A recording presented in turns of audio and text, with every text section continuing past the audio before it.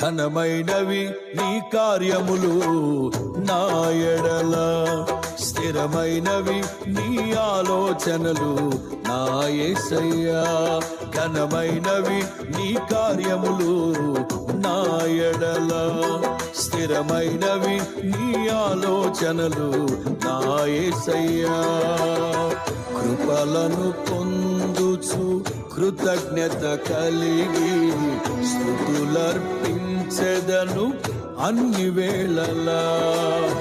కృపలను పొందుచు కృతజ్ఞత కలిగి స్తుతులర్పించెదను అన్ని వేళలా.